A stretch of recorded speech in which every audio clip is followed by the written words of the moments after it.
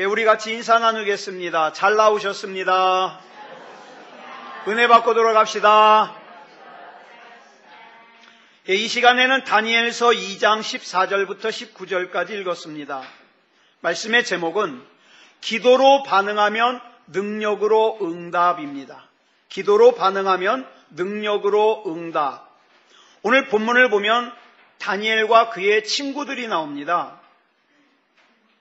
여러분, 이 당시에 이 다니엘의 나이가 몇 살쯤 됐을까요? 기록에 의하면 다니엘이 태어난 해를 주전, 그러니까 BC 621년으로 봅니다. 그리고 다니엘이 나라가 망해서 바벨론으로 포로로 붙잡혀간 해를 주전 605년으로 봅니다. 그러면 나라가 망해서 포로로 붙잡혀갔을 때의 다니엘의 나이는 약 우리 나이로 17살쯤 됐습니다. 여러분, 17살의 나이에 나라가 망해서 포로로 잡혀간다? 이 얼마나 큰 충격이겠어요. 아마 다니엘의 친구들의 나이도 그 비슷한 나이였을 겁니다. 그렇게 바벨론으로 포로로 끌려가서 3년 동안 엄격한 바벨론 교육을 받습니다. 그러던 중에 오늘 본문인 다니엘서 2장을 보면 느부갓네살 왕 2년에 큰 사건이 하나 터집니다. 그러니까 3년이 지났으니까 이 당시 다니엘과 그 친구들의 나이는 약 20살쯤 됐을 때죠. 여러분 보세요. 나이가 20살이 되기도 전에 나라가 망했어요. 그리고 약 몇 킬로라 해야 될까? 8,000킬로라 해야 될까? 어마어마하게 먼 곳으로 포로로 잡혀왔습니다. 그리고 바벨론으로 포로로 끌려온 이 다니엘은요, 많은 중요한 선택을 해야 됐어요. 저와 여러분 앞에도 선택할 것이 많죠. 그런데 그 중에 중요한 선택이 뭐냐면 내가 느부갓네살 왕에게 순종할 것이냐, 하나님께 순종할 것이냐. 이 선택. 예. 여러분, 이 다니엘의 바벨론식 이름은요, 그의 생명을 지켜주옵소서라는 뜻의 벨드사살입니다. 그런데 다니엘은 이 벨드사살이라는 이름을 사용하지 않아요. 그 대신에 히브리 이름, 이 다니엘이라는 이름을 사용합니다. 여러분, 이것도 선택이에요. 내가 바벨론식 이름인 벨드사살이라는 이름을 사용할 것이냐, 아니면 히브리식 이름인 다니엘이라는 이름을 사용할 것이냐. 참고로 우리가 다니엘의 세 친구 이름을 흔히 뭐라고 부르냐면 사드락, 메삭, 아벳느고라고 부르는데 이건 바벨론식 이름입니다. 오늘 본문에 나오지만 히브리식 이름으로는 뭐라 그럽니까? 하나냐, 미사엘, 아사랴라고 부릅니다. 그런데 이 세 친구는 바벨론식 이름을 사용했던 것 같아요. 어쨌든 다니엘은 또 다른 선택을 해야 되는데 내가 하나님의 백성으로서의 율법을 어기고 우상의 제단 앞에 바쳐졌던 제물인 고기를 먹을 것이냐, 아니면 우상 앞에 드려지지 않은 채식만 할 것이냐. 이것도 선택입니다. 그 외에도 다니엘은 참 많은 선택을 해야만 했어요. 그런데 이 선택은 하나같이 어떤 선택이냐, 사느냐 죽느냐를 갈라놓는 그런 선택이에요. 아주 중요한 선택이죠. 그런데 다니엘은 이 선택들 앞에서 하나님을 의지하는 믿음으로 하나님을 선택했습니다. 내가 좀 손해봐도, 내가 좀 억울함을 당해도, 내 육체가 좀 고통스러워도 나는 하나님을 선택하겠다. 그리고 자기 생명을 지켜달라는 바벨론식 이름인 벨드사살이 아닌 하나님은 나의 심판자라는 뜻의 다니엘이라는 이름을 사용하게 되죠. 자, 그렇다면 우리가, 자 보세요. 좋은 선택한 거잖아요. 하나님께 순종하기를 선택했습니다. 히브리식 이름인 다니엘이라는 이름을 사용하기로 선택했습니다. 우상 앞에 드린 제물을 먹지 않기로 선택했습니다. 좋은 선택했잖아요. 그러면 우리가 그 다음에 당연히 기대하는 건 뭡니까? 내가 하나님이 기뻐하시는 선택을 했으니까 어때요? 어려운 일이 일어나면 안 된다고 생각해요. 내가 하는 일마다 다 잘 돼야 된다고 생각해요. 그런데 다니엘 2장에 보니까 더 큰 사건이 터집니다. 무슨 사건이냐면 느부갓네살 왕이 어느 날 꿈을 꿨는데, 여러분 그런 거 있죠? 분명히 내가 무슨 꿈을 꿨는데 꿈이 기억이 안 나서 찝찝할 때 있잖아요. 느부갓네살 왕도 그런 것 같아요. 꿈을 꾸긴 꿨는데 굉장히 엄청난 꿈을 꾼 것 같은데 무슨 꿈인지 기억이 안 나는 거예요.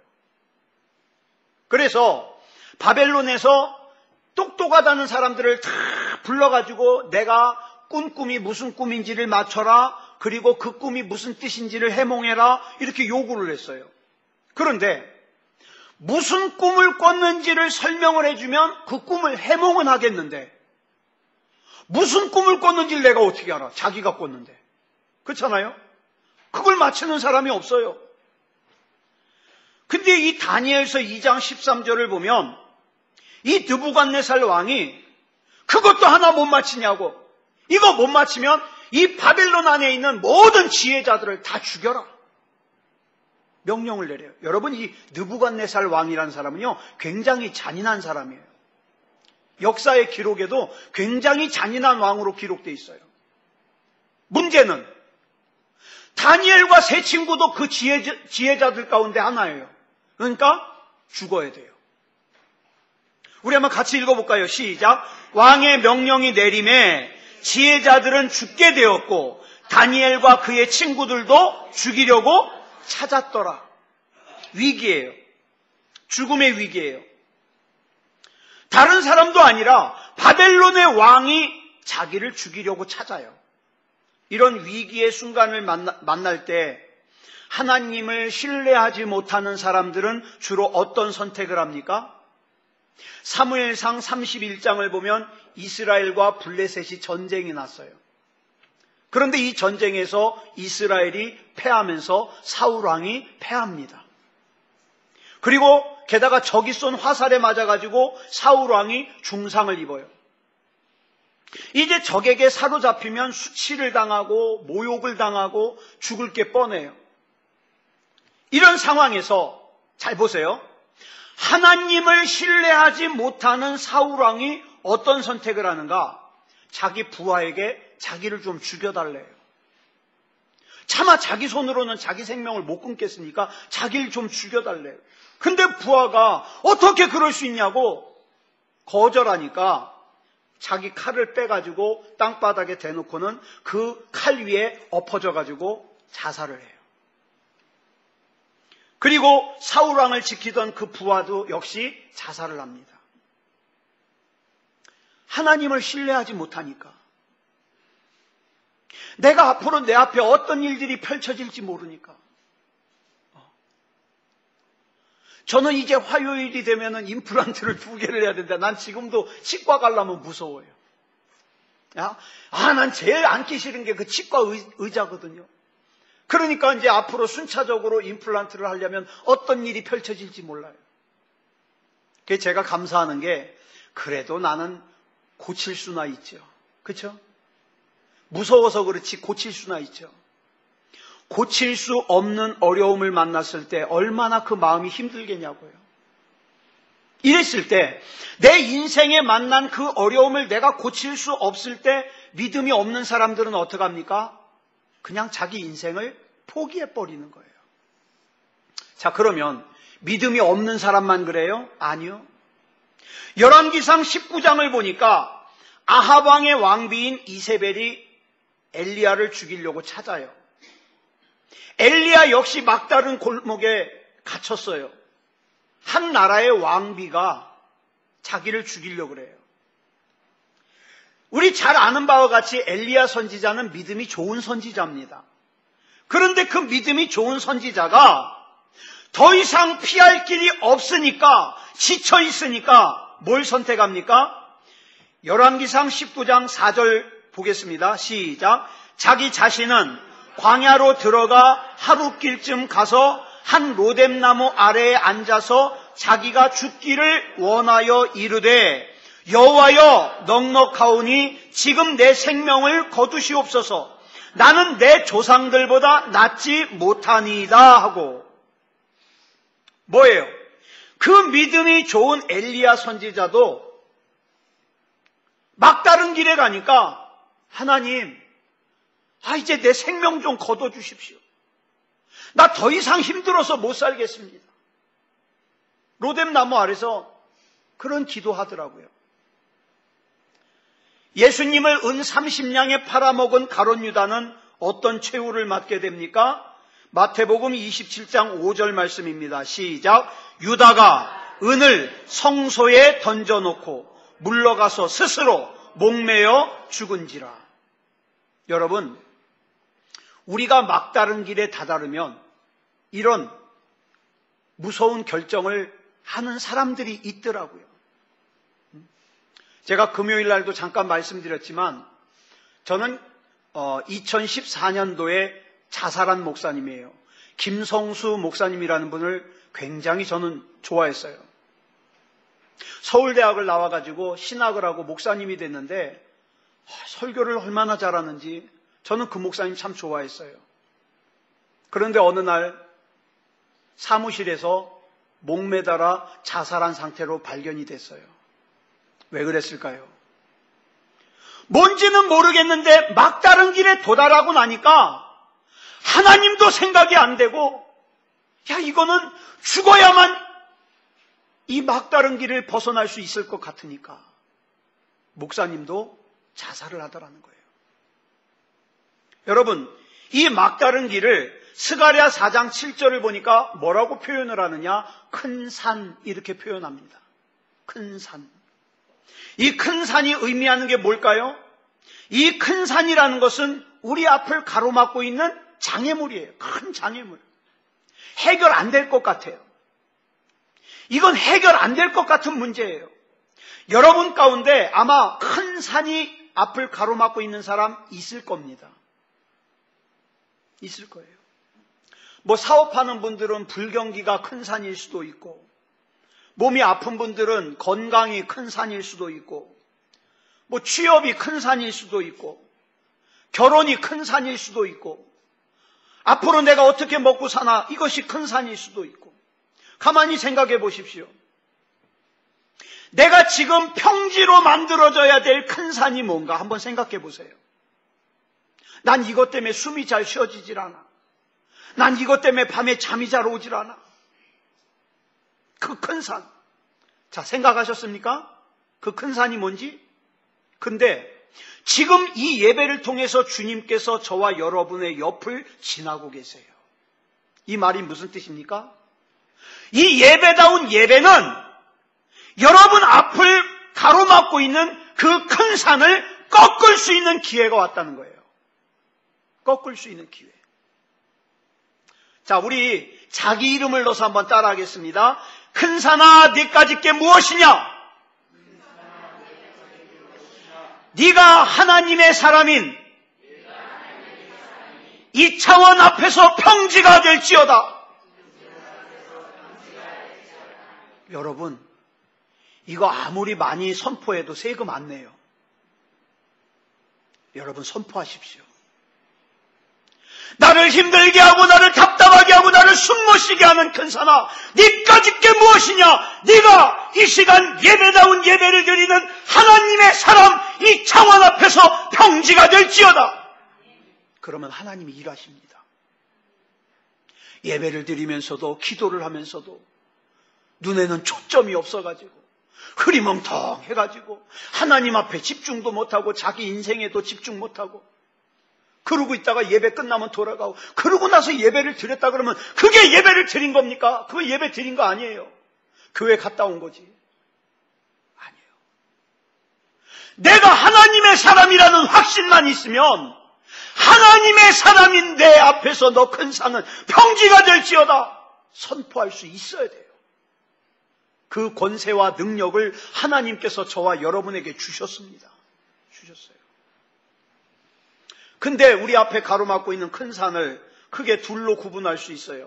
하나는 일반적인 장애물로서의 큰 산이 있습니다. 뭐 우리가 많이 생각하는 거예요. 대학 입시, 사업, 취업, 결혼, 건강, 뭐 이런 것들. 이게 일반적인 장애물이죠. 그런가 하면 또 다른 큰 산이 있는데 그것이 뭐냐 하면 영적인 장애물이에요. 로마서 3장 23절을 보니까 뭐라 그랬어요? 시작! 모든 사람이 죄를 범하였음에 하나님의 영광에 이르지 못하더니, 이것을 다른 말로 하면은 모든 사람이 죄를 범하였음에 하나님의 능력에 이르지 못한다는 거예요. 모든 사람이 죄를 범하였음에 하나님의 응답에 이르지 못한다는 거예요. 죄 때문에. 죄 때문에. 하나님의 영광에 이르지 못하도록 방해하는 죄가 우리에게 영적인 큰 산이에요. 이 큰 산은 저와 여러분으로 하여금 하나님의 자녀로서의 마땅히 행할 수 있는 권세와 능력을 사용하지 못하도록 방해합니다. 야, 네가 그렇게 한다고 돼? 야, 쓸데없는 고생하지 말고 기도하지 마. 야, 그게 왜 미친 짓이냐? 너 그렇게 네 앞에서 큰 산이 평지가 되라고 소리친다고 돼? 하지 마. 하지 마. 이미 네 인생은 끝난 인생이야. 마귀가. 오늘 본문에 등장하는 다니엘은 큰 산을 만났습니다. 이 큰 산은 특징이 있는데 일반적인 장애물인 동시에 영적인 장애물이에요. 두 가지 성격을 다 가지고 있어요. 다니엘서 2장 14절 보겠습니다. 시작! 그때에 왕의 근위대장 아리옥이 바벨론 지혜자들을 죽이러 나가매. 자, 왕의 명령이 떨어졌기 때문에 이제 지혜자들을 죽이러 나갔어요. 이미 주사위는 던져졌어요. 그리고 그 아리옥이 다니엘을 찾아왔어요. 자기를 죽이러 온 아리옥과 다니엘이 마주 서 있습니다. 이걸 뭐라고 불러요? 절체절명의 위기 상황. 예? 절체절명의 위기 상황. 이 상황에서 다니엘이 어떤 태도를 취합니까? 그 다음 15절부터 16절까지 시작! 왕의 근위대장 아리옥에게 물어 이르되 왕의 명령이 어찌 그리 급하냐 하니 아리옥이 그 일을 다니엘에게 알림해 다니엘이 들어가서 왕께 구하기를 시간을 주시면 왕에게 그 해석을 알려드리리다 하니라. 저는 너무 멋있어요. 어떻게 사람이 이 위기의 순간에 이렇게 침착할 수 있을까? 아리옥이 자기를 죽이러 왔는데 뭘 그렇게 급하냐는 거예요. 무슨 일이 있었는지 얘기 좀 해보라는 거예요. 그래서 아리옥이 자초지정을 다 설명했더니 그래? 그럼 나하고 같이 왕에게 가자. 내가 해결할게. 그리고 왕에게 가가지고 뭘 그렇게 서두르십니까? 나한테 시간 조금만 주시면 내가 그 문제 해결할게요. 다니엘이 그럽니다. 다니엘서 2장 8절에서 갈대아 술사들이 느부갓네살 왕에게 무슨 꿈을 꾸었는지를 물어보니까 느부갓네살 왕이 뭐라고 화를 냈어요? 요것들이 시간을 보려고 잔머리를 굴리는구나 이러면서 화를 냈어요. 네? 너희가 나의 명령이 내렸음을 보았으므로 시간을 지연하려고 하는구나 이러면서 화를 냈어요. 그런데 그렇게 윽박지른 왕에게 다니엘이 가가지고 뭐랍니까? 나에게 시간 좀 주시면 내가 그 꿈과 해석을 알려드리겠다. 그러면 다른 지혜자들에게 그렇게 말한 왕이라면 당연히 어떻게 반응해야 돼요? 너도 시간을 벌려고 그러는구나. 그러고 화를 내야 마땅해요. 그런데 어떻게 왕 앞에 가서 이렇게 담대하게 말할 수 있으며 이렇게 담대한 행동을 할 수 있을까? 여러분, 우리가 살아가다가 인생 앞에 큰 산을 만나게 되면 크게 두 종류의 사람으로 갈라집니다. 하나는 내 앞에 생긴 그 큰 산 때문에 하나님께서 자기에게 주신 꿈, 자기에게 주신 사명, 자기에게 주신 비전을 다 잊어버려요. 왜? 왜 내가 너에게 맡긴 사명을 다 잊어버렸냐? 그러면 돈이 없어서. 왜 내가 너에게 맡긴 사명을 다 잊어버렸냐? 대학에 떨어져서. 왜 내가 너에게 맡긴 사명을 다 잊어버렸냐? 몸이 아파서 이렇게 이유를 댑니다. 그런 사람인 중에 하나가 느부갓네살 왕이에요. 자기 꿈을 잊어버렸어요. 아무리 기억을 하려고 해도 기억이 나질 않아요. 불쌍한 사람이죠. 여러분, 살아있다는 게 뭡니까? 저와 여러분이 내가 살아있나 살아있지 않으나 이걸 구분하는 게 뭐냐면 저와 여러분에게 꿈이 있느냐 없느냐예요. 저와 여러분 왜 살아야 됩니까? 참 불쌍한 사람이 죽지 못해 사는 사람이에요. 저와 여러분이 앞으로 1년을 왜 살아야 돼요? 앞으로 10년을 왜 살아야 돼요? 하나님이 내게 주신 꿈이 있으니까 나는 그 꿈을 붙들고 몸부림치는 거예요. 몸부림치는 거예요. 그런데 느부갓네살은 그 꿈을 잊어버렸어요. 기억이 나질 않아요. 그런데 또 다른 한 종류의 사람은 뭡니까? 잊었던 꿈을 되살리는 사람이 있어요. 잊었던 꿈을. 내가 돈을 왜 벌어야 되는데? 꿈이 있으니까. 내가 왜 건강해야 되는데? 꿈이 있으니까. 내가 이 대학에 왜 가야 되는데? 꿈이 있으니까. 내가 이 노력을 왜 해야 되는데? 꿈이 있으니까. 꿈. 오늘 본문에 등장하는 인물 중에 여기에 속하는 인물이 다니엘입니다. 자, 지금 다니엘은 어려운 상황에 놓였어요. 무슨 꿈이나 무슨 비전을 간직할 만한 여유가 없습니다. 그런데 다니엘이 지금 꿈을 떠올리고 있어요. 내가 지금 뭘 해야 될지, 나의 은사가 뭔지, 하나님께서 지금 나에게 어떤 방향으로 나가라고 하시는지, 하나님께서 왜 나를 포로로 이 바벨론으로 보내셨는지, 내가 지금 어떤 태도를 보여야 되는지, 이걸 다니엘이 알았어요. 그런데 이 꿈을 어떤 상황에서 떠올리고 있느냐? 지금 당장에라도 죽을 수 있는 절체절명의 위기 상황 가운데에서. 여러분, 여러분들이 힘든 것은 여러분들의 사명을 잊어버려도 되는 핑곗거리가 안 됩니다.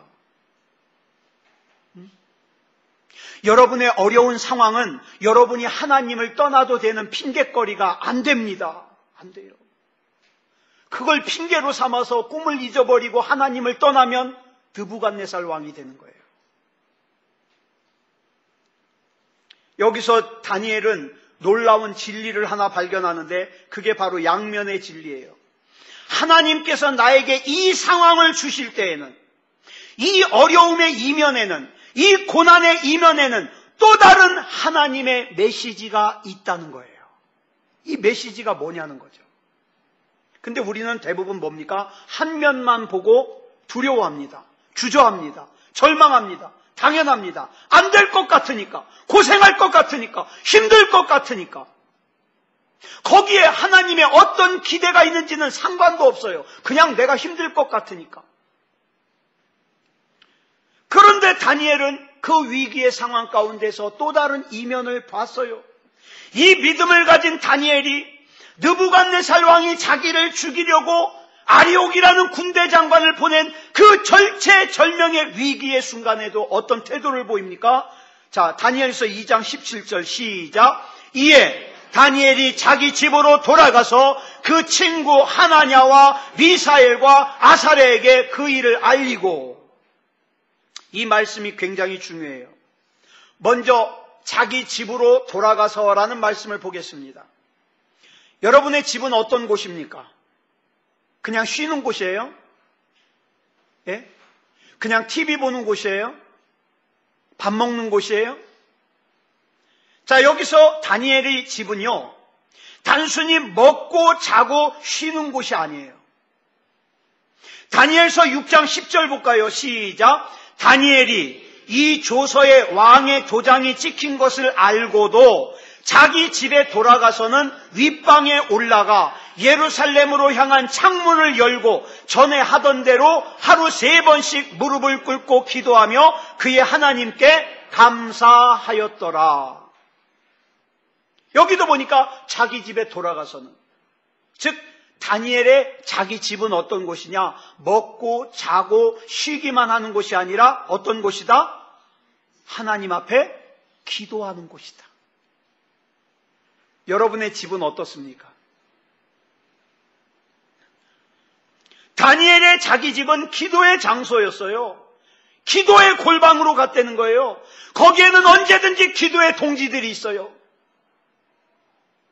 그러므로 자기 집으로 돌아가서라는 말은 하나님 앞으로 돌아가서 기도의 골방으로 돌아가서 기도의 자리로 돌아가서 그 뜻이에요.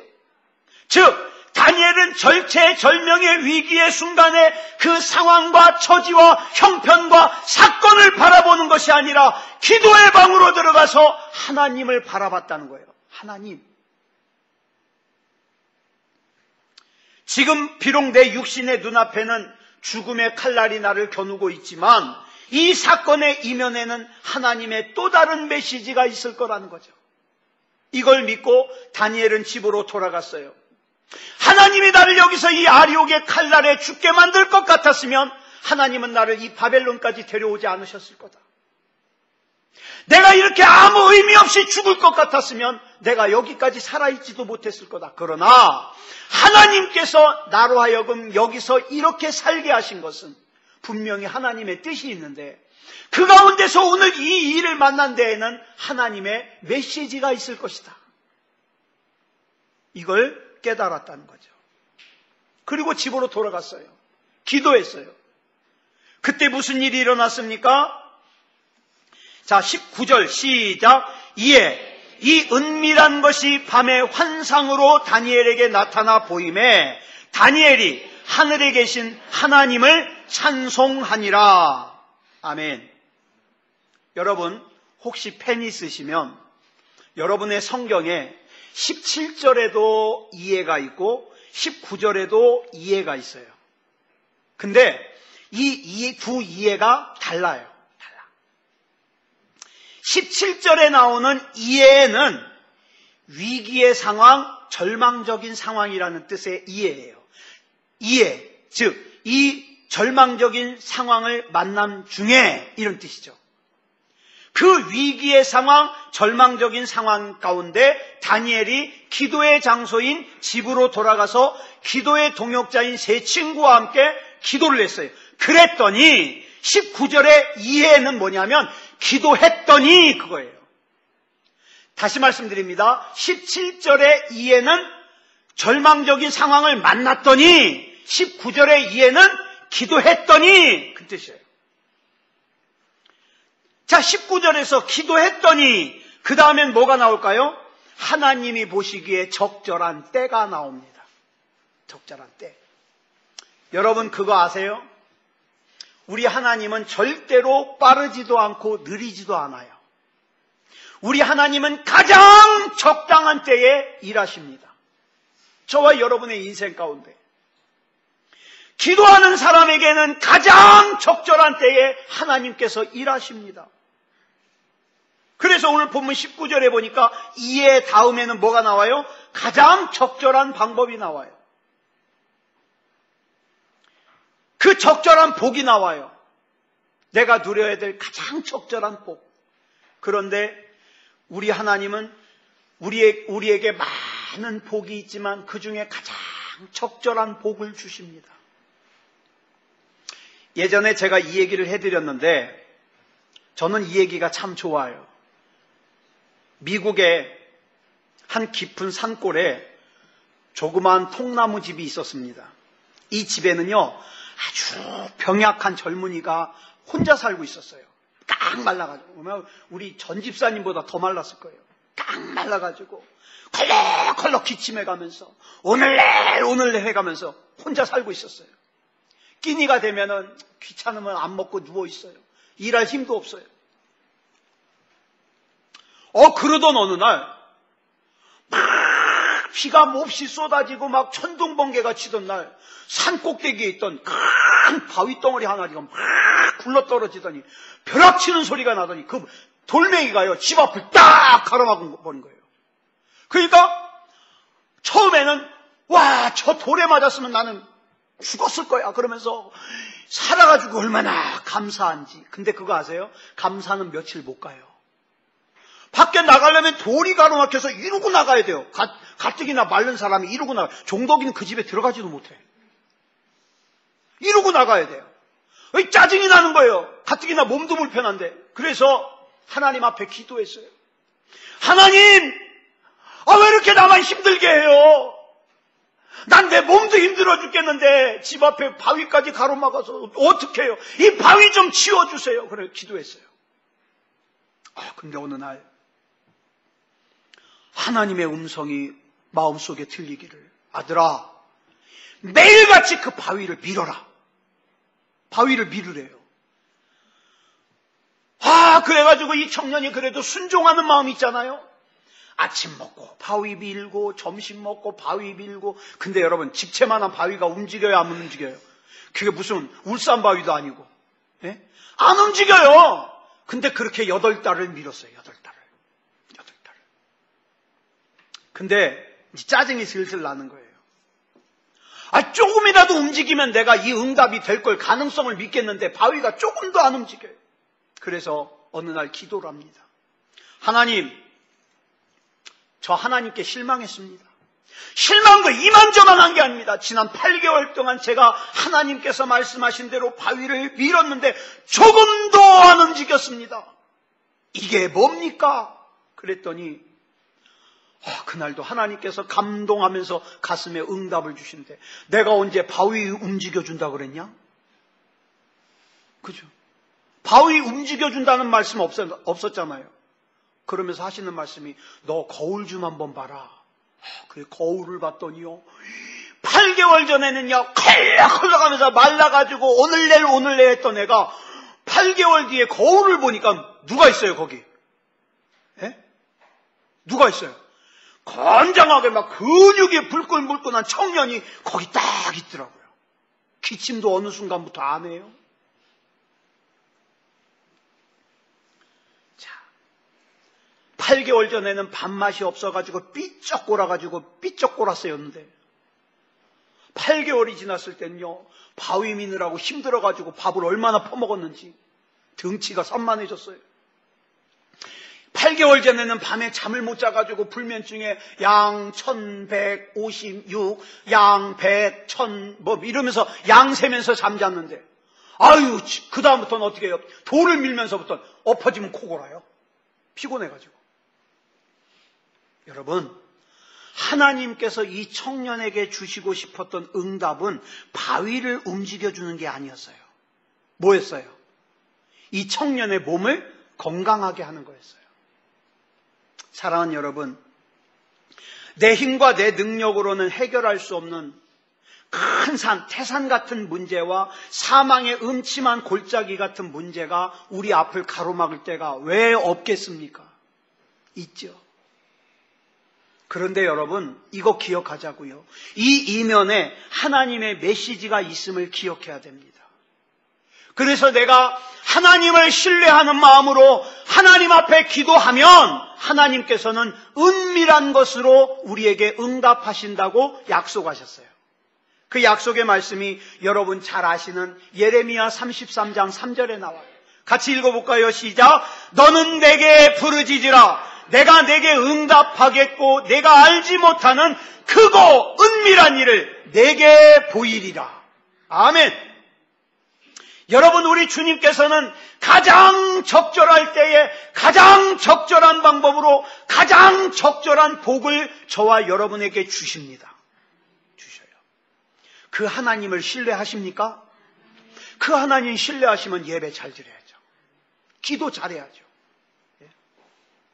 하나님의 때를 바라보면서, 하나님의 방법을 바라보면서, 그 하나님이 주실 복을 기대하면서 다니엘처럼 변함없는 믿음을 가지고 기도하면, 내가 하나님의 말씀에 하나님의 뜻에 기도로 반응하면 하나님께서는 뭘로 응답하셔요? 능력으로 응답하셔요. 능력. 내가 생각하지도 못했던 방법으로. 이 하나님을 신뢰하십니까? 그러면 믿음다운 믿음으로 서야 되죠. 자, 우리 반주 준비해 주시고요. 그래서 우리가 이런 찬양을 하면서 하나님 앞에 영광 돌리고 기도하는 거예요. 우리 이 찬양 부르고 우리 합심으로 기도하겠습니다. 예, 반주해 주세요.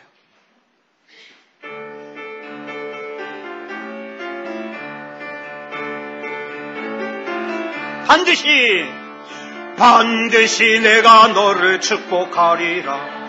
반드시 내가 너를 들었으리라. 천지는 변해도 나의 약속은 영원히 변치 않으리. 두려워 말라. 강하고 담대하라. 낙심하며 실망치 말라. 낙심하며 실망치 말라. 실망치 말라. 아멘. 내 소원 이루는 날 속히 오리니 내게 영광 돌리리. 영광의 그날이 속히 오리니 내게 찬양하리라. 반드시 내가 너를 축복하리라. 반드시 내가 너를 들었으리라. 세상의 소망이 사라졌어도 온전히 나를 믿으라. 두려워 말라. 강하고 담대하라. 인내하며 부르짖으라. 인내하며 부르짖으라. 부르짖으라. 아멘. 내 소원 이루는 날 속히 오리니 내게 영광 돌리리. 영광의 그날이 속히 오리니 내게. 우리 박수 치면서 다시 한번 반드시 내가 너를 축복하리라. 반드시 내가 너를 들었으리라. 천지는 변해도 나의 약속은 영원히 변치 않으리. 두려워 말라. 강하고 담대하라. 아멘. 낙심하며 실망치 말라. 낙심하며 실망치 말라. 실망치 말라. 아멘. 내 소원 이루는 날 속히 오리니 내게 영광 돌리리. 영광의 그날이 속히 오리니 내게 찬양하리. 아멘. 반드시 내가 너를 축복하리라. 반드시 내가 너를 들었으리라. 세상의 소망이 사라졌어도 온전히 나를 믿으라. 두려워 말라.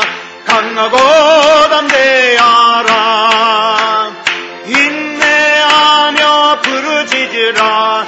인내하며 부르짖으라.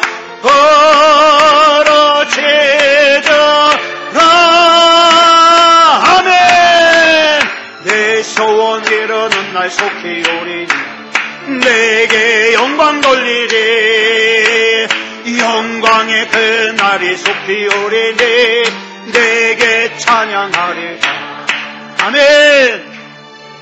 여러분, 우리가 찬양할 때, 기도할 때 우리 앞에 있는 큰 산은 허물어져 내립니다. 우리 이 시간에 같이 합심으로 기도할 때 하나님 바라봅니다. 하나님을 신뢰합니다. 하나님 앞에 믿음 가지고 나갈 때에 큰 산이 허물어지게 하여 주시옵소서. 우리 다같이 합심으로 기도하겠습니다. 사랑의 아버지 하나님, 감사합니다. 우리 하나님 앞에 믿음으로 설 수 있음을 감사합니다. 아버지 하나님이여, 찬양할 수 있음을 감사합니다. 아버지 하나님이여, 반드시 하나님께서 복을 주실 것을 믿습니다. 아버지 하나님이여, 나를 둘러싼 상황과 처지와 형편을 바라볼 것이 아니라 하나님은 가장 적절한 때에 가장 적절한 방법으로 하나님께서 응답하시고 역사하심을 믿습니다. 아버지 하나님이여, 우리 하나님의 응답하시는 그 영광의 그날을 사모하면서 아버지 하나님이여, 믿음다운 믿음으로 나갈 수 있게 하여 주시옵소서. 두려움이 떠나가게 하시고 염려가 떠나가게 하시고 낙심이 떠나가게 하시고 좌절이 떠나가게 하시고 아버지 하나님이여 무기력함이 떠나가게 하시고 하나님 앞에 믿음다운 믿음으로 설 수 있게 하여 주시옵소서. 우리 하나님께서 붙잡아 주시고 인도해 주실 줄 믿사오며 그리스도 예수님의 이름으로 간절히 기도드렸사옵나이다. 아멘.